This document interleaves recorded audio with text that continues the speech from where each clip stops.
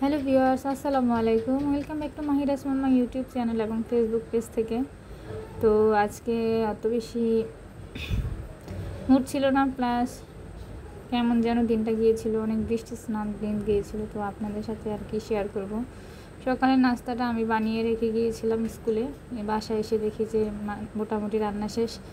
আমাদের আপা একদম আমাদের জন্য ভর্তা বানাচ্ছে। এইখানে মূলার শাক এনেছে। আসলে শীতকালের মতো ওই শাকটা না পাওয়া গেলেও ভালো লেগেছে। তো এই যে এখানে দেখতে পাচ্ছেন রান্নাবান্না শেষ। এখানে করলা ভাজি করা হয়েছে, শাক নিয়েছি, মরিচের ভর্তা, ধনেপাতার ভর্তা এবং যে শুটকি ভর্তা, আমাদের সবার ফেভারিট। মোটামুটি সব অল্প বেশি সবাই এই শুটকি ভর্তাটা অনেক বেশি পছন্দ করে। তো এখানে আমি ভিডিও করতেছি, এখানে আমার মেয়েরা দুষ্টামি করতেছিল। তো আসলে আমি সবার লাস্টে খেয়েছি। ফ্রেশ হয়েটে আমার খেতে অনেকটা লেট হয়ে গিয়েছিলো, এই জন্য মূলত একা একা বসে আমি বিছানার উপরে খাচ্ছিলাম। তো আমার মতো এরকম অভ্যাস কার আছে? আর আমার আরেকটা বদ অভ্যাস হচ্ছে, আমি টেবিল বেশি খুব কমই খাই। একমাত্র মেবি শ্বশুর বাড়িতে গেলে ওইখানে গিয়ে টেবিলেই বসে খাই।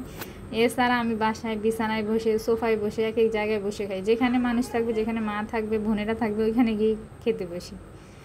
তো এরকম আমরা অনেকেই আছি। আর ভর্তাগুলো অনেক বেশি ইয়াম্মি হয়েছিল, মুখেই লেগেছিল। আসলে এখনও আমি রাতে ভিডিও দিচ্ছি, বাট দুপুরবেলার যে ভর্তা খেয়েছি সেই স্বাদ মুখে লেগে আছে। কিছু না, একটু গ্যাস্ট্রিকের প্রবলেম হয়েছে।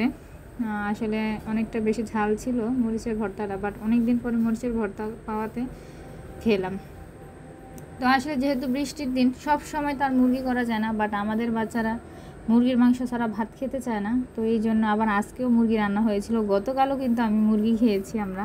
তো আমি আর মুরগি নিয়ে আমি ওগুলা দিয়ে খেয়েছি। তো বিকালবেলা ছোটো বোন বলতেছিল ওর চটপটি খেতে মন চাচ্ছে। তো আমি শুনছিলাম, ঘুম থেকে উঠে দেখি যে চটপটি রেডি, এখানে বাচ্চাদের দেওয়া হয়ে গিয়েছিল। তো খেয়েছিলাম, আলহামদুলিল্লাহ ভালো লেগেছে।